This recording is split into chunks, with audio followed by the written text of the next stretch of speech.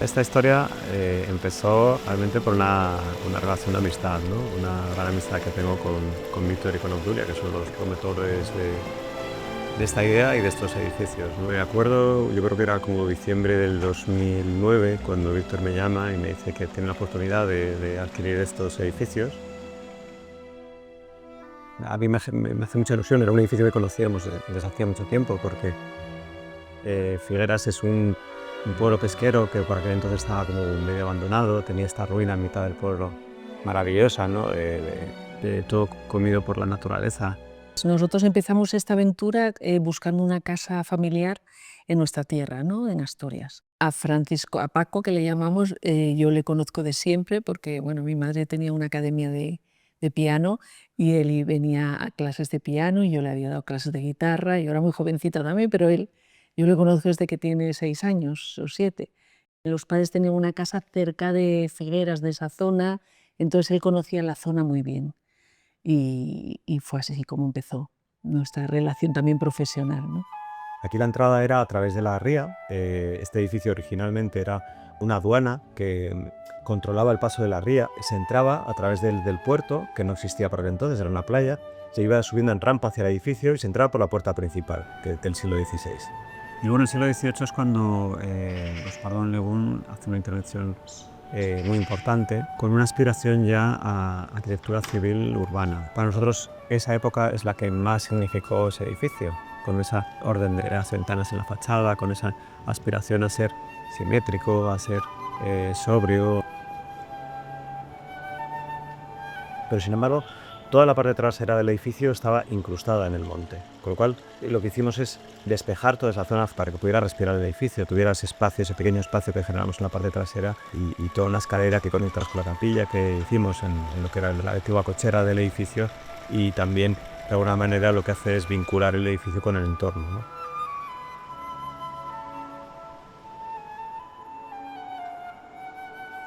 Había hecho alguna reforma de algún edificio así más antiguo, pero no había rehabilitado ningún edificio histórico. Y yo creo que gracias a eso hice acopio de muchísima información, estudié muchísimo, visité muchos edificios, viajé mucho, que yo considero parte de la obra, ¿no? Del proyecto.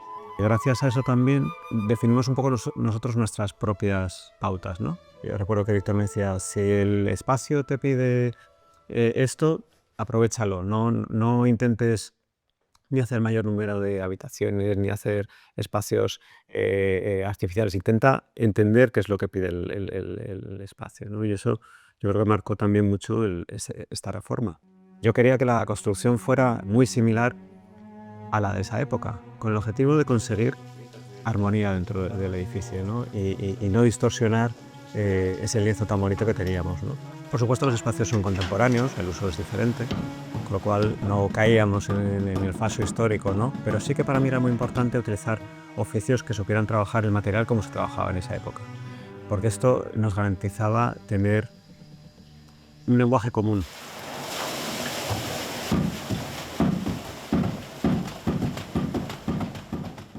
¿Cómo has hecho? A partir del dibujo, cómo lo has desarrollado? ¿Cómo lo has conseguido?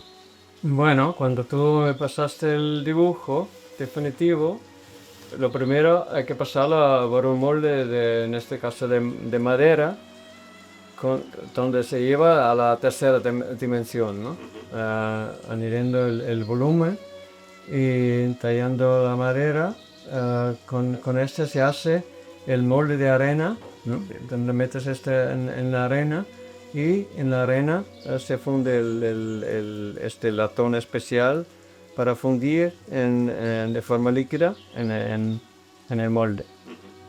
Y me parece importante también que para estos elementos nuevos, hechos completamente nuevos, utilizar estos materiales, ¿no? Para mantener esa coherencia en todo el proyecto. No tenían ningún proyecto preconcebido, entre otras cosas porque no sabíamos si lo que queríamos hacer era hacer una vivienda o un hotel, por ejemplo, ¿no? Y claro, dices, entonces ¿cómo proyectas así? Pues muy fácil, porque como decía antes, eso nos lo dictaba el edificio. Empezamos con esto pensando que iba a ser nuestra casa familiar. Luego vimos que tenía un tamaño que no tenía escala muy familiar, que era demasiado grande, y entonces luego empezó a surgir otras oportunidades y cogimos allí otra casona antigua y empezó ya la rueda de restauraciones.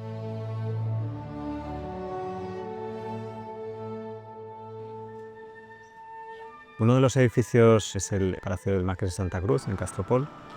Y este edificio, desde el principio, ya intuimos que tiene que ser la casa de Asturias de Victoria y Obdulia, ¿no? Entonces ya vamos con una idea mucho más enfocada. Tiene sus orígenes en el siglo XVI, ese edificio se quema, desaparece y se rehace completamente en el XVIII.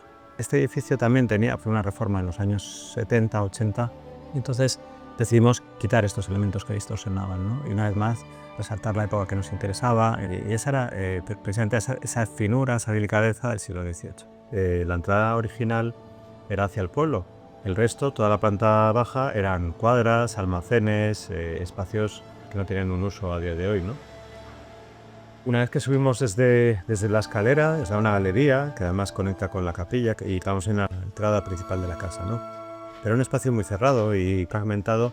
Entonces se nos ocurrió esta idea de abrir ese espacio, generando una escalera interior, generamos una galería nueva. Esto no solo comunica las salas, sino que mete muchísima luz al interior del edificio. Abriendo estos espacios de planta baja, generando una transparencia desde ese patio de entrada hacia la parte trasera, hacia la ría, ¿no? Con las vistas hacia el paisaje. Lo que hizo fue cambiar completamente el uso que se hacía de esa entrada. La administración y los permisos en patrimonio no son una tarea fácil, y además por ser una iniciativa privada aún más, no fue fácil. Y además siempre siendo sospechoso de intentar generar un falso histórico. Y aquí mi defensa era que estaba generando espacios contemporáneos. Cualquiera que tenga el ojo un poquito entrenado identifica perfectamente que no son espacios originales o antiguos del edificio. Incluso en la torre, por ejemplo, giro 45 grados la estructura de la torre. Nunca una torre se hubiese hecho en aquella época con una estructura a 45 grados, ¿no? Siempre es paralela o perpendicular a los muros. Todo esto eran terraplenes con una pendiente tremenda hacia el mar, con lo cual aterrazamos todo esto. El muro antiguo que había, lo coronamos, era un muro de 4 metros o 5 metros que rellenamos completamente para generar estos banqueos. Esto lo que nos permitió es que el edificio tuviese muchísimo aire por detrás, tuviese la posibilidad de ser disfrutado también de la ría, ¿no? Y así podíamos conectar el edificio con el entorno, ¿no?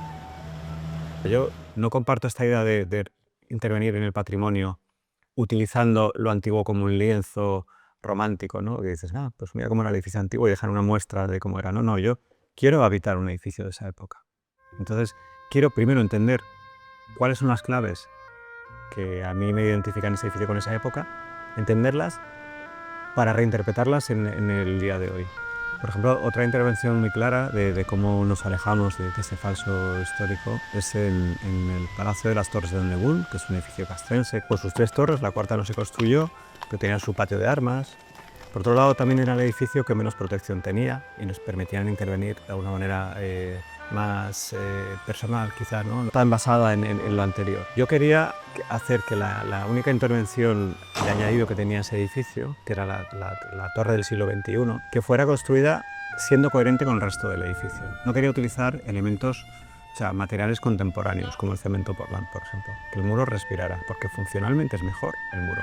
Y los canteros se oponían mucho a utilizar mortero de cal, porque no creían que una torre de 4 plantas, no me acuerdo cuántos metros tenía, se fuera a sostener con un sistema tradicional de construir, que era mampuesto a ambas caras y el alma del muro rellena pues, de cascote y mortero de cal. Ese muro se lleva construyendo desde la época de los romanos, con esa técnica constructiva. Y se dieron cuenta de que incluso era muchísimo más fácil construir así, porque la cal estira mucho más los tiempos de fraguado, con lo cual podían hacer tongadas mayores que les duraba prácticamente todo el día e ir colocando el mampuesto de una forma más, de alguna manera más estudiada. Esto le da todo una coherencia formal a todo el muro. Y luego también rehabilitamos toda la galería de acceso, y que originalmente estaba dividida como en 2 trocitos, que separaban completamente el edificio en 2 partes. A mí me parecía que ese espacio tenía que ser un espacio unitario, que comunicara las 2 alas del castillo y que fuera más parecida a otros edificios de esa época y de ese estilo en la zona, ¿no? Con una galería continua, corrida, pero utilizando el mismo tamaño, la misma escala de carpintería, la misma escala de vidrio que el original, pero dándole ese énfasis, ¿no? En la conexión de las 2 alas y demás. Ahí es donde precisamente más se entiende esta intervención contemporánea de doble altura sobre una galería que no existía en aquella época. Es un espacio contemporáneo, aunque esté hecho con, insisto, con materiales históricos o antiguos y con oficios tradicionales. Yo creo que al final la forma de trabajar o que yo defiendo es ser honesto con el material con el que trabajas. Yo vine aquí a Ortiguera prácticamente con varios días de nacimiento, ¿no? Mis padres me dejaron aquí todos los veranos y pasaba pues, el verano con los vecinos, que ella cuidaba de las vacas, él era pescador y yo vivía con sus hijos, entonces hacía pues, las tareas del campo como ellos, ¿no? Pues, iba por las patatas, a recoger la hierba seca, a dar de comer a los cerdos, a ordeñar las vacas y fue una infancia maravillosa, ¿no? Mis abuelos vivían en la casa de al lado, en la casa de la Palmeras, y tenía mucho arraigo con este pueblo, ¿no? Con Ortiguera. Y más tarde, con los años, me compré esta casa, que era la casa de la costurera, Basilisa, pues eso, la casa se llama Ca Basilisa. Era una casa pobre, una casa de piedra, que no tenía ni siquiera encalados, porque no había dinero para encalar las casas. Y era una distribución sencilla, que mantuve. No quería hacer una casa de campo ahí, quería que siguiera siendo la misma casa de la costurera que fue en su origen, ¿no?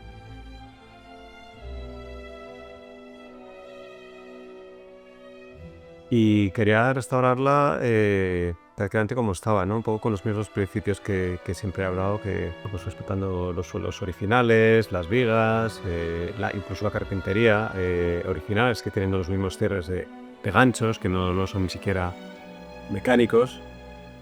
Para mí rehabilitar no es solo técnicamente resolver un problema constructivo, sino es devolver la historia que ese edificio ha perdido por el motivo que sea. Que esa es la idea principal, que esto dure siempre mucho más que nosotros, perdure en el tiempo y lo disfruten muchas generaciones.